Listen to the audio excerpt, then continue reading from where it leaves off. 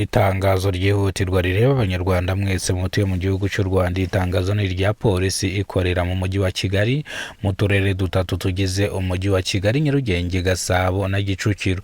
Iri tangazo mwese rirabareba nk'abanyarwanda, cyane cyane abantu mukoresha umuhanda wa Kigali Nyabugogo, Kigali Rwamagana, Kigali mu ntara. Bivuze ngo iri tangazo mwese rirabareba, ntiriwe njya kure cyangwa ntiriwe njya muri byinshi. Itangazo rero polisi ikora mu mujyi wa Kigali yatangije gahunda yagerayo amahoro, ubwo iganiriza abamotari ndetse abashoferi n'abanyonzi kubibutsa uburyo ki bakoresha umuhanda kugira ngo hirindwe impanuka zikunze kubera mu mihanda, kandi cyane izi mpanuka zikunze guterwa n'abamotari cyangwa abanyonzi. Bivuze ngo aba bantu bombi bavuzwe hano nibo bantu bakunze guteza impanuka cyane kurenza ibindi byose. Bivuze ngo rero iri tangazo turaza kurigarukaho, ariko tujye ku rindi tangazo rya Wasake, ikigo gishinzwe isuku n'isukura mu gihugu cy'u Rwanda, Wasake. Ariko mbere yuko tujya mu ibyo byose, nimba ari bwo bwa mbere ugeze kuno muyoboro wa Kidasamura TV Rwanda, ndakwibutsa gukora subscribe ugafungura inzogera, nge mugiye kubana mwana makuru. Nitwa Kidasamura, uruyongorogoto bakora rugakonko. Ubwo twagiye rero tugaruke ku itangazo rya polisi ikorera mu mujyi wa Kigali, mu turere dutatu tugize umujyi wa Kigali. Polisi ikora mu mujyi wa Kigali igaragaza yuko impanuka nyinshi zikunze gukoreshwa mu muhanda zikunze guterwa abamotari, abanyonzi. Akenshi na kenshi impanuka nyinshi zikunze kuba ziterwa n'abo bantu bavuzwe ahangaha.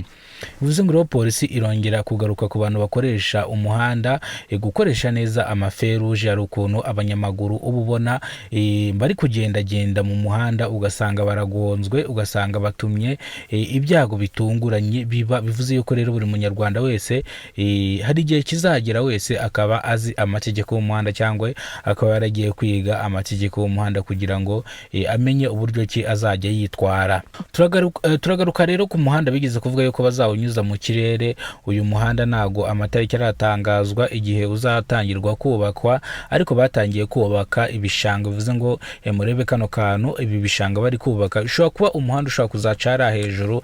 Ibyo bintu mubyitegereze neza, muri kuntu ibishanga biri hose babyagutse, cyangwa ibishanga kuntu biri gukorwa. Ibishanga biri gukorwa nka Nyandungu neza neza, nkuko abantu muzi pariki ya Nyandungu abajya bajya kuhasura, niko bira bishanga byose, ibishanga cya Nyabugogo, cya Sonatibe. Ni kuvuga ngo ibishanga byose batangiye kubikora. Bivuze yuko rero ibi bishanga bifite aho bihuriye na ya mihanda izaca hejuru. Bigize kutubwira ngo hari imihanda bashaka kubaka ica hejuru kubera yuko ibinyabiziga bimaze kuba byinshi mu muhanda. Uze ngo rero itangazo rya polisi ikora mu mujyi wa Kigali mu utwo turere dutatu nababwiye naho rirangiriye. Ubu tugiye kwita twikubita ku itangazo rya Wasake, ikigo gishinzwe isuku n'isukura. Wasake yagaragaje yuko amazi mu mujyi wa Kigali ari furutaka, cyangwa amazi mu mujyi wa Kigali ari munange. Ni mu gihe yongera kwibutsa abaturarwanda batarishyura amazi bishyure hakiri kare kugira ngo nabo bafungurirwe amazi, nibirirwe birushya bajya gutonda imisozi cyangwa bajya gutonda ibibaya bavuga yuko bari gushaka amazi. Bivuze ngo rero mwishyure amazi abasange mu ngo zanyu, mutiriwe mutuma ngo genda uzane amajerekani abiri y'amazi, genda uzane injerekani imwe y'amazi.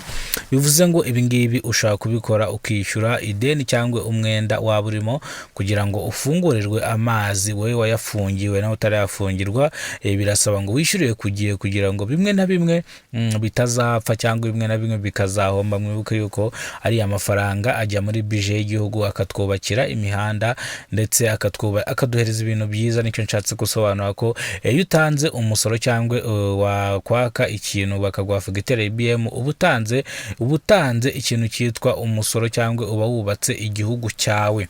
Uvuze ngo rero ikintu cyose ugiye kugura aka ka IBM. Rero nimbere bwo bwa mbere ugeze kuno muyoboro wa Kidasamura TV Rwanda, kora subscribe ufungure inzogera kugira ngo uzajye ubasha gukurikirana Kidasamura TV Rwanda wibereye mu rugo iwawe. Naho utarakora subscribe, ndagusabye ngo uyikore ndetse ufungure n'inzogera kugira ngo uzajye ubasha kubona amakuru mu gihugu cy'u Rwanda yizewe. Nyimwe arimo mubara mwana makuru. Nitwa Kidasamura, urwego bakora rugakonkoma. bivuze ngo rero ikiganiro nakagaruka, ibiganiro ni mu kanya, nyuma y'iminota 30 turashyiraho ikindi kiganiro. Ku munsi twa uploadinga video zisanga 10. Izi video kandi ziba ziri kuvuga ku bintu bigiye mu mujyi wa Kigali. Mu mujyi wa Kigali hiriwe hate, ese imvura iri kugwa, ese izuba riri kuva? Niyo mpamvu rero iki kiganiro dukunda kugikora cyane cyane kugira ngo tumenye aho isi igeze. Wibuke yuko utazi aho isi igeze ntabwo ushobora kugendana nayo, kandi kugira ngo isi wirukangane nayo uzayifate biragoranye, biba bisaba ngo mugendane ikirenge ku kindi. Bivuze ngo iyo usigaye ubusigaye. Rero baranavuga ngo Imana niguta cyangwa ntuzabura ubwenge, bivuze ngo ikubire zana dukenya bakongereho utundi, kugira ngo nimba n'aka business ugiye gukora, nimba n'umushinga ugiye gukora runaka warateguye. Baravuga rero ngo reka dusubikire rero amakuru ahanga turaza kuyagaruka mu kanya.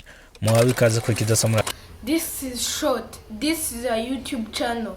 If you are new here, like, subscribe, comment and share.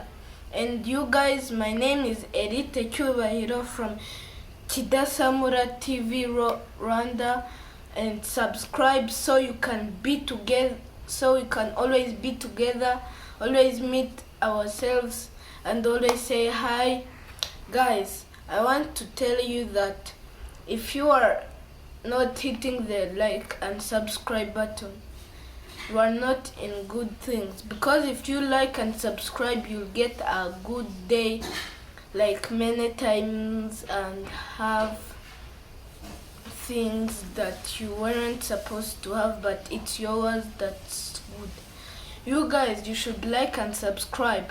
My name is Erite Cyubahiro. It's the second time I say it, and I would like to say bye to you. I hope you have like and subscribe and share and comment and make things well. Ciao ciao.